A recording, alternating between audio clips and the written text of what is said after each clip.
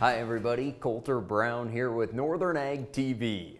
Well, with President Trump winning a second term in the White House, the prognosticators are already guessing at who's going to be the next Secretary of Agriculture. We've heard a lot of names floated already. One of the most mentioned is Sid Miller, the Texas Ag Commissioner. Also, former UN Food and Ag Ambassador Kip Tom getting a lot of attention. He's also a farmer from Indiana. A former USDA head, that'd be Ted McKinney. He was the Undersecretary for Trade and Foreign Affairs in the previous Trump administration, now serving as executive of the State Departments of Agriculture. Someone from Northern Ag Country being surfaced, that'd be North Dakota Governor Doug Burgum. Also hearing about American Farm Bureau President Zippy Duvall as a potential candidate, and former House Ag Committee Chairman Mike Conaway. Well, another big discussion item right now, particularly in the ranching industry, is are some Biden-era rules going to be rolled back in the Trump administration? The big item there in the Interior Department is the public lands rule that was much maligned by the ranching community. Now, I asked that question of Shelby Hagenauer with the American Farm Bureau, and she said it's not as simple as withdrawing the rule, but she expects that public lands rule to get a lot of attention in the Trump administration.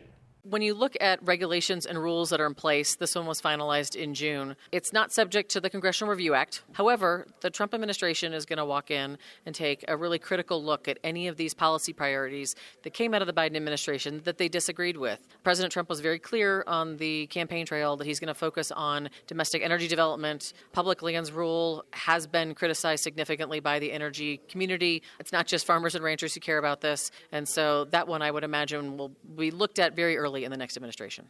Well, recently I had the chance to catch up with Sweetgrass County rancher Jacob Stenberg for our Young Farmer and Rancher series sponsored by the Montana Farm Bureau Federation. Jacob said one of the biggest challenges facing ranchers in their area, particularly young producers, is the access to land and rising land costs as more people move into the area. But not just focusing on the challenges, I asked him what he's excited about and what his goals are for the future of their ranch. You know, my goals are to have everybody that's part of the family that wants to be on it be capable of coming onto it. It's a family legacy. You know, I just watched my grandpa work so hard to keep it and grow it, and he was fortunate enough to do some land trades here and there and make the place what it is. And I guess my future goals is just to make sure it keeps in operation and doesn't get any smaller, to provide more opportunities for future generations. And the Montana Stock Growers Association has filed a motion to intervene in a lawsuit filed by environmental groups against the DEQ's concentrated animal feeding operation general permit. The plaintiff's motion said that the general permit lacks monitoring provisions to track water pollution and push for a much more sweeping system of monitoring and reporting. The stock growers pointed out that the general permit already requires operators to conduct detailed monitoring, and the DEQ currently has the ability to impose strict groundwater monitoring directives if they perceive a potential source of pollution. The stock growers said the effects of this litigation will trickle down and cause uncertainty and harm to Montana's ranchers. Thanks for joining us this morning. We'll be back with a look at the markets after this. From the beginning, we've worked closely with farmers. BNSF's ties to the agricultural community go back 175 years. Together, we've innovated to make the U.S. agriculture supply chain one of the most efficient and productive in the world.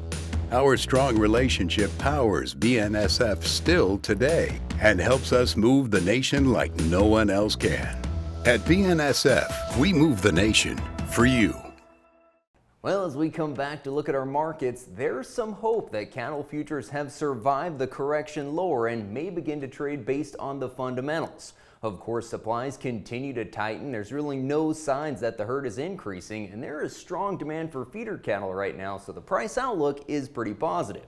On the other side of the coin, from a more bearish perspective, box beef prices have seen a significant correction lower lately, and cash-fed cattle trade down $3 to $4 last week, where live sales average $186.5, dressed at $293.